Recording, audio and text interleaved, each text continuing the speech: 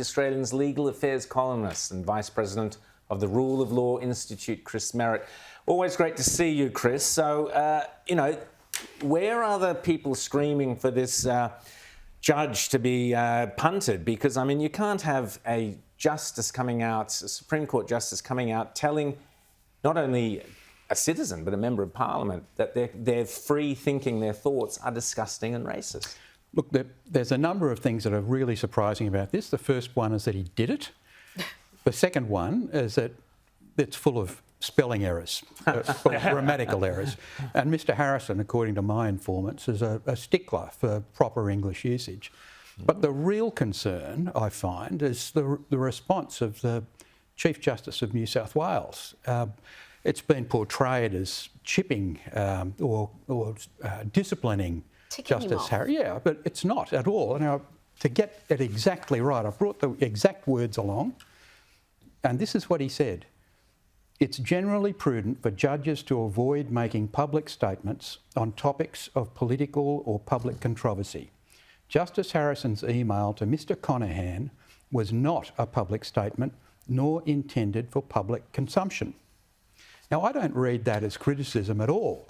In fact, I'm surprised. It's a defence, isn't it? I was so surprised by that. I checked, this is out of The Australian, I checked it with the Financial Review. That's it. And exactly the same statement appeared in the Fin Review. Yep. So somewhere along the line, I hope, is the last paragraph that was somehow deleted.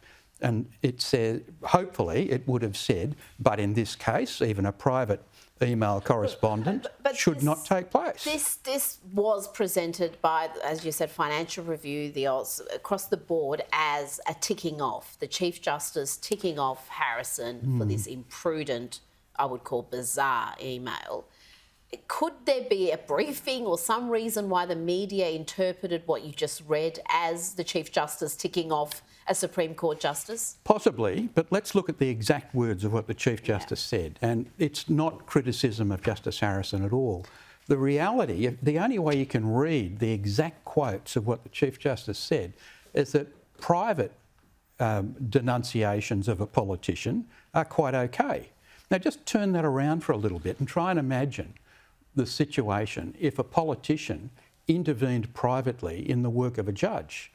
It would be scandalous. Absolutely, James. But Chris, I mean, New South Wales has a Minister for Treaty as well as Aboriginal Affairs. The New South Wales government has decided that it's going down the treaty route itself beyond, whatever happens with the Uluru Statement and the Voice. All of these things will obviously wind up being litigated at some point. Doesn't this undermine everybody's confidence? I mean, this is a real big thing here. Because these very contentious issues are going to have to go before the bench at some point, that's almost without a doubt, how can people be confident that the courts are not stacked in the favour of this particular agenda? Look, the most cautious way of describing this is that Justice Harrison has exposed himself to the risk of an application for recusal, for him to stand aside, not just on matters to do with Mr Conaghan, but he criticised the National Party policy and he said it was niggardly and shameful. So I think anybody associated with the National Party or anybody associated with the no vote in this coming referendum would have grounds to apply for Justice Harrison not to sit on cases involving them. Absolutely. Now, that's a... But that could be more than half the people, Almost half, Yeah. almost half. Yeah.